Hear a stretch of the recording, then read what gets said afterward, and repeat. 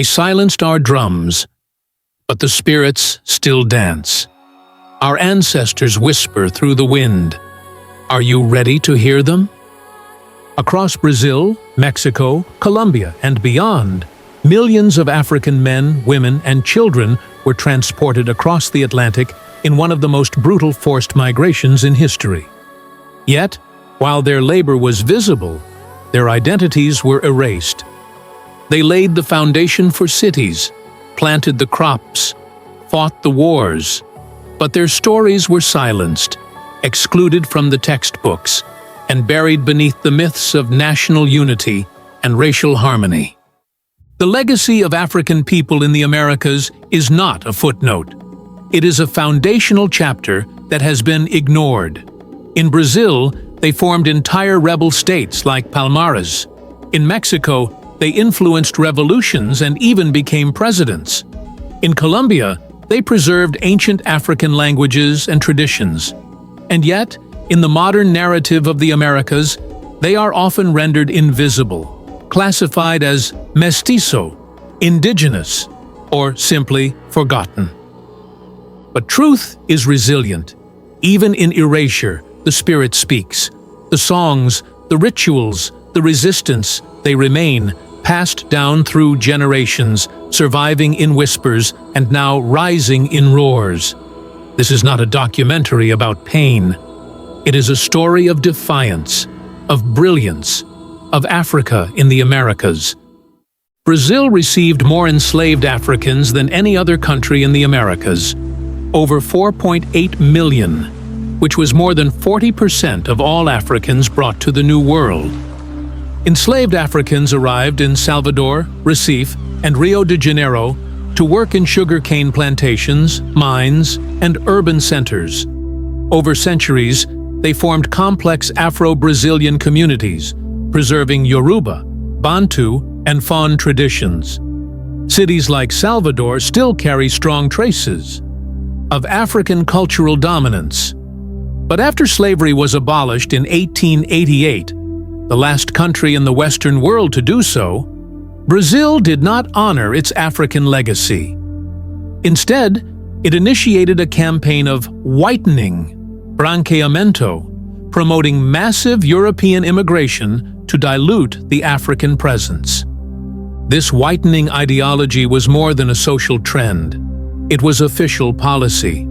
The government published propaganda that portrayed European immigrants as symbols of civilization and progress, while portraying Africans as symbols of backwardness.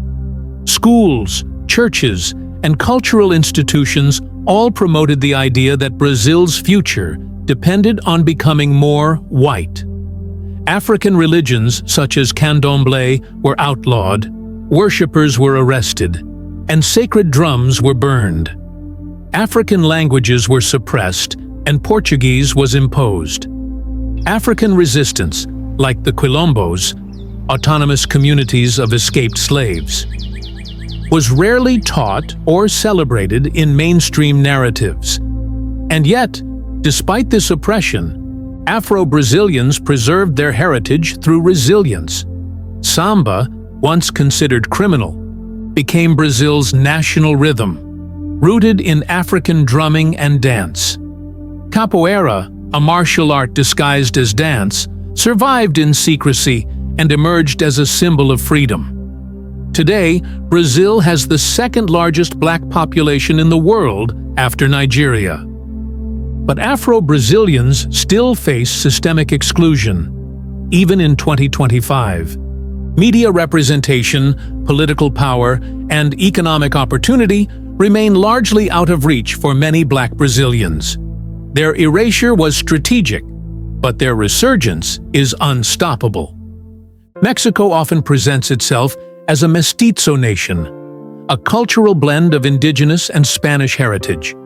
But this popular narrative omits a crucial third root: Africa.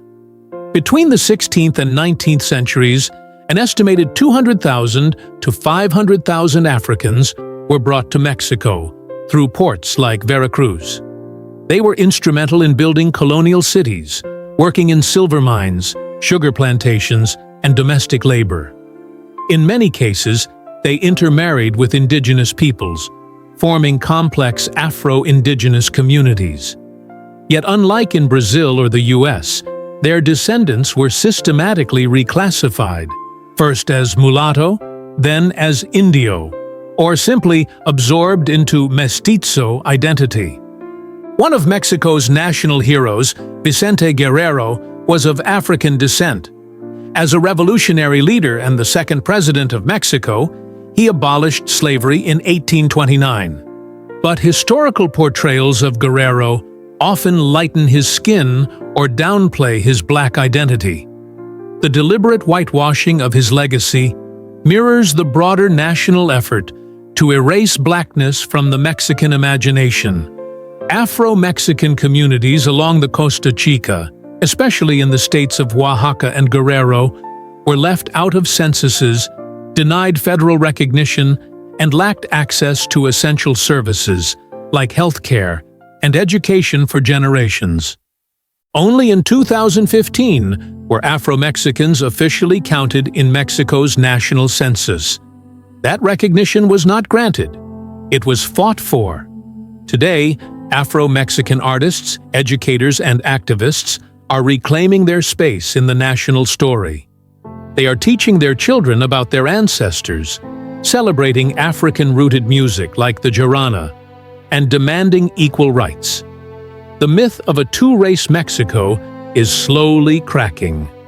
And beneath it, the African root is rising again. The systematic erasure of African descendants is not limited to Brazil and Mexico. It is a continental pattern. In Colombia, Afro-Colombians make up over 10% of the population, yet they are grossly underrepresented in media, education, and politics. In Argentina, African descendants were declared extinct by the late 19th century, a false claim used to justify their removal from national identity, even though thousands of Afro-Argentine families still survive. Throughout Central and South America, Blackness has been a target of cultural and governmental suppression. One of the main tools used for erasure was racial reclassification. Rather than acknowledging African descent, colonial and republican governments created elaborate racial categories, mestizo, zambo, pardo, moreno, to dilute and blur African identity. This not only erased cultural heritage, but also limited access to land, political power, and legal rights. By making blackness invisible on paper, they made it easier to exclude Afro-descendants from the benefits of citizenship and development. But invisibility does not mean disappearance. Across Latin America, African communities resisted through maroon settlements, spiritual traditions, and oral histories. In places like Suriname, the Maroons maintained West African languages and political systems for centuries. In the Caribbean coasts of Central America, the Garifuna people still honor their African and indigenous roots. And now, digital media is giving voice to a new generation of Afro-descendants who are using film, music, literature, and protest to break centuries of silence. One of the deepest wounds of erasure was spiritual. African religions, cosmologies, and ancestor veneration were seen as threats to colonial order. In Brazil, Haiti, Cuba, and elsewhere, African spiritual practices were criminalized and their practitioners persecuted. Colonizers imposed Christianity not as faith, but as a weapon, aimed at replacing ancestral knowledge systems. With European doctrine, orishas became demons. Possession became madness. The gods of Africa were turned into symbols of fear. But even in chains, the soul remained free. Enslaved Africans hid their gods behind Catholic saints, creating syncretic religions like Candomblé, Brazil, Santeria, Cuba, and Vodou, Haiti. These were not corruptions, they were acts of spiritual resistance. The drum continued to speak when language was banned. Rituals were held in forests, by rivers, and in secret shrines. Ancestors were remembered, even when names were forgotten. African spirituality survived in symbols, dance, rhythm, and dreams. Today, African spiritual traditions are being rediscovered with pride. Young people in the diaspora are reconnecting with Yoruba, Congo, and Dahomey practices. Rituals once hidden are now filmed, celebrated, and taught. The spiritual erasure was intended to break the African psyche, but it failed. The ancestors have returned, and their voices echo louder than ever in the temples, homes, and hearts of the diaspora. To erase a people, you don't just silence their names, you silence their gods, their heroes, their history. But Africa in the Americas cannot be erased. Not from the blood, not from the soil, and certainly not from the spirit. From the hills of Brazil to the coast of Mexico, from the jungles of Colombia to the cities of the Caribbean, the African heartbeat still pulses beneath the surface. We are not revising history, we are restoring it. Restoring the voices of those who refused to be broken. Restoring the faces of those painted over.